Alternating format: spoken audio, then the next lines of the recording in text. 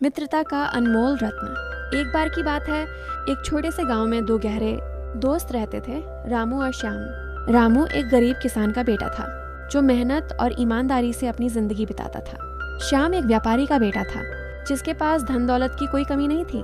दोनों की दोस्ती इतनी गहरी थी कि गांव के लोग उनकी मिसाल दिया करते थे। एक दिन गांव में भयंकर सूखा पड़ा, फसलें सूख गईं और रामू का परिवार मुश्किल में आ गया। उनके पास खाने को अनाज नहीं था और कर्ज बढ़ता जा रहा था। रामू उदास मन से नदी किनारे बैठा था। जब श्याम वहां आया, उसने रामू की परेशानी देखी और पूछा, रामू तुम इतने उदास क्यों हो? मुझसे अपनी बात बताओ।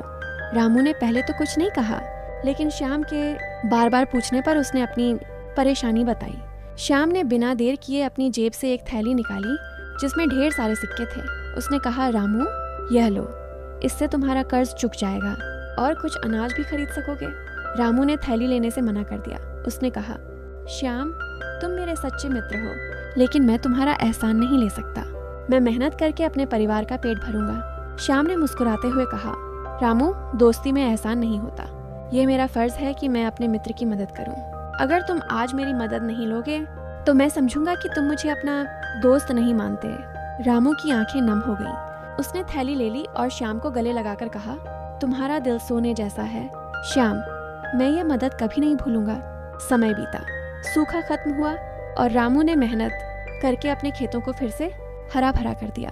उसने श्याम का सारा पैसा ब्याज सहित लौटा दिया, लेकिन श्याम ने ब्याज लेने से मना कर दिया और बोला, रामू दोस्ती का कोई मोल नहीं होता।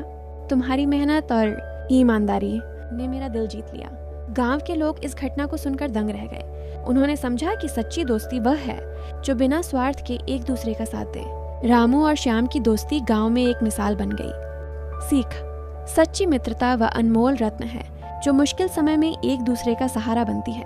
सच्चा मित्र वही है जो बिना किसी स्वार्थ के अपने दोस्त की मदद करता है और उसका सम्मान करता है।